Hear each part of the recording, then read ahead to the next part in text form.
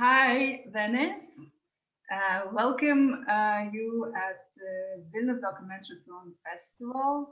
Unfortunately, this is happening online via Zoom platform. Due to pandemic, we cannot meet live because there are still some restrictions. But thank you very much for accepting to talk to me. And thank you very much for the film, which is beautiful, and we are honored to include it into the main program of our festival. And for me, it was just a very beautiful glimpse of nostalgia. I kept thinking about the days that have passed, the time that has passed, and about my childhood, and about all these days, the beautiful sunsets by the sea. It's a very nostalgic, very atmospheric film, and but I know that the initial idea was not that it happens to be at the end. I know that you went to the village not to film Ribo as a boy, but it was a different project. Can you please tell us more about it? Okay, so I think the beginning of the project started in 2015. I was hired by a non-government organization with the production team to make a film about how the village of Karihatag, where Rayboy lives, how they are able to survive storms. Because the village is quite isolated. It's not actually in an island, it's in a coastal town that is bordered by a big mountain and also lots of rivers. So since it's very far from the rest of the main city, it's quite difficult to access. But the people there, they were able to make a system to provide warnings when the sea level rises, because during a storm, there are things called storm surges where the waves become really big. They're not a tsunami because it's not from an earthquake, but the water gets really high and sometimes it destroys houses and things like this. So that village, they were able to make a, how can I say, like a system to warn everyone beforehand, and they were very organized. And also they were able to, apart from this, they also were able to begin this marine sanctuary just a few years before 2015, and they were able to kind of revive the, how can I say, the fish population near their village. So I was very how can I say, curious about like how they were able to do this, how they were able, I wanted to know how they were able to, how can I say, to work together like as a community, but also at the same time to not have that many resources, because at the time there was also no mobile signal, there was also no telephone lines, so they were really cut off. So I wanted to learn more about that. But while we were filming, that was when I met Rayboy. He's actually the son of the government leader in the village. Since there are no like hotels there, we stayed over at their house, and Rayboy was the one who would take us around to go swimming. We lived in their house, so he was always spending time with us. And I was very moved by how Rayboy was very curious about us. You know, he wanted to know what we did. He wanted to know what our lives were like. And somehow I was really touched by this, but I didn't know at the time anything. I knew I really liked Treyboy, and I knew that my perception of Karihatag, what I love about it, is a lot because of Rayboy. He influenced me a lot. Like he would tell me the stories that they had, like the legends in the sea, and he would tell us about like um, what his grandparents told him about the forests. And I really wanted to know more about him, but then I didn't have the chance back then. And then I came back after 2 years because I had to study in Europe. I got a scholarship, and when I returned, I said, okay, maybe I will make this film. I'll try to do some research about the village. But when we got there, I found out that Rayboy was taking the exam. He was in the city taking the exam to study high school. Like he had to, how do I say, to pass the admission test. And when I found out that he was leaving, I felt quite sad. But also I kind of started to feel that the time was moving, like the clock was ticking. You know, I kind of sensed that there was something that was going to end. And then I realized that maybe the most important thing for me was not really about the town, but more about Rayboy. And because he was the one who made me learn to love the place. And when I realized that he was going to leave the place, I don't know, I felt really close to this. And I also felt like I would like to spend time with him also, instead of, you know, making a giant film. I just decided, okay, maybe it's better if I just spend time with Rayboy. So yeah, so that was the beginning of the film. Yeah. That was a long beginning of the film. Yeah. Sorry. It's always very interesting how these stories start. I mean, initially directors have one idea, but then the life somehow influences the process, and at the end there is a film about a boy who is leaving the place, and yeah, but it's also a story about the life of the villagers in the very remote places. Yeah, so actually there wasn't a script, but your relationship with Rayboy developed the dramaturgy of the film a lot. Yeah, but you know, while watching, I was under the impression that you've known Rayboy for ages. I thought maybe you were relatives or somebody who lived all their lives together. How did you manage to get into such a close contact with him? Because he didn't feel the camera. Maybe it wasn't like this in the beginning, but in the film it doesn't feel like he's somehow feeling like the presence of the camera and the crew. Okay, so I think it has a lot to do with, I don't know, while we were filming, of course, I was really thinking, okay, you know, how do we make this film? But at the same time, I think I was always asking myself what was important to me as myself. And there was this hierarchy, I call it like a hierarchy. So for me, what was most important, that we spent time with Rayboy, and also that, you know, that he didn't feel violated by our presence, that we didn't bother him so much. And I think there was a point when Rayboy told me that he was uncomfortable being filmed from far away, you know, like being observed. Because he said, oh, sometimes when you're following me with the camera and you're not next to me, I'm not next to him, he said, the neighbors would ask, oh, Rayboy, what are they doing? And he said that it made him feel really awkward. He said, but when we are together, like closely and experiencing things together, he said he's fine.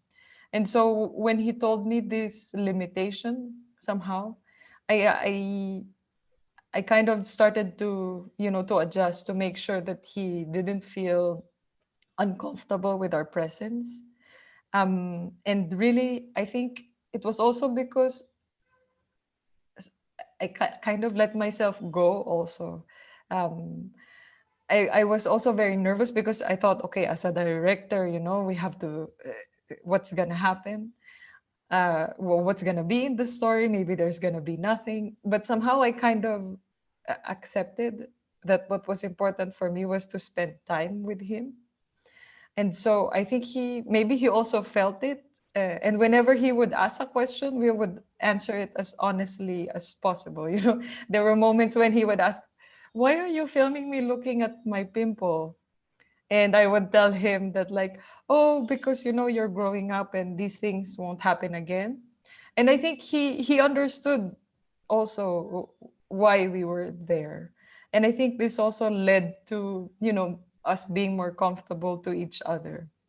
I felt that like interestingly enough, whenever I would feel uncomfortable, he would also feel uncomfortable. But I think when I was also relaxed, then he would also feel relaxed. And I felt that it was most of the time more important for us to hang out than to film. um, I think we spent a lot of time just being together and telling stories. So there were moments when, we would have the camera and it was part of our hanging out somehow. Um, so yeah, I think I don't really know if there's a method to it because I didn't really plan it. But for me, it was really important that we respected when he said no. And I think, yeah, we just did it as humans. It was important for us, and I think that's why he trusted being around us. Yeah, I think it was a very nice intuition for both of you to follow the process. That's why it is so sincere and open and warm and very nice to experience as a spectator. And how big was the crew? How many of you were participating in the shooting? So there was me, and another cinematographer. So there were two of us. And then we had a producer and a sound recordist who is also my producer. Like Fan, our Taiwanese producer, was also the sound recordist. They were really, actually, I think I really owe them a lot because they also let me be free. Like when I would tell them that, like, okay, let's just hang out with Ray Boy, let's not film for now. He's a bit uncomfortable. Then they would be like, okay, and then they would, then they would spend time with them as themselves. I feel they were like personally interested in getting to know Rayboy and his family. So I think having this kind of chemistry really helped the film. And for example, our second cinematographer, he loved watching the sky. He had a separate room because he's a boy, so they put him in a different room. And he would watch the sky from the window and he would watch the sea. And I felt like when he would film the sky and the sea, that was him, that was his feeling, his emotion. So yeah, I think everyone cared being there. So yeah. But did you feel that the film, not the film, but the shooting process had an impact on the religious life somehow? I cannot tell now because it hasn't been very long. But I don't really know. Right now I don't know. Because after that we did keep in contact and they have seen the film. I can tell that, for example, for Rayboy, not really the entire village, but for Rayboy and Uncle Buboy, the main people that we filmed, um, when Rayboy was one of the first people to watch the film after we finished it, even before we did grading and sound design. And he told me that he misses everyone that was in the film, but also that he missed the person that he was because he felt that the boy in the film is no longer him and now that he has grown up. And so somehow I'm glad that the film is kind of like this time capsule for him. But that's the effect that I know now. I don't know if like 10 years later there is a bigger effect of the film. Yeah. But did you instruct people about how the storms affected the village? Did you maybe you did some extra material just to report the I don't know, the funders who were sending you to do the film about the how nature. Yeah. Yeah, I mean, because when we were filming about the storm surges, it was really a commission by a funding body. So they got the film that they wanted, like the report, because we were making kind of like a report. They got it long before the film, This Last Days at Sea film, was ever made. So the effect of that has already, happened. Because they were getting support from an NGO about like training. And I think they have already finished the training when we did the first film. But that film was a completely different one. But for this one, I couldn't really, I don't know just yet. Yeah. So we have 2 films as a result of this. Yeah. One instruction film and another beautiful art film about life. Yeah, so thank you, Venice, for the film and for this talk. I'll just maybe ask you a final question. I know you are in Mumbai, and you told me that you live sometimes in Mumbai, sometimes in Manila, in between the 2 big cities. And what are your projects that you are working at the moment with? Documentaries or some other projects? Actually, I am producing another film by a Taiwanese director named Fan Wu. We actually started the how can I say, the development of that film in the same time that we were making Last Days at Sea. And the title of the film is Shishi. And it's about Fan and her friend Shishi, and how their relationship, how through their relationship, they were able to find a way to give space to the things that they used to hide as women, as people, and as both Fan and Shishi have a Chinese descent, because Fan is from Taiwan and Shishi is from China. And so they both are dealing with many things as a result of this. So right now, actually, today I just had a meeting with my producer. My producer is Fan, and I'm producing her film Shishi right now. So we have this long-standing collaboration. And yeah, right now I'm in the middle of this. We have just started the process of watching footage and the editing, and at the same time we're going into production.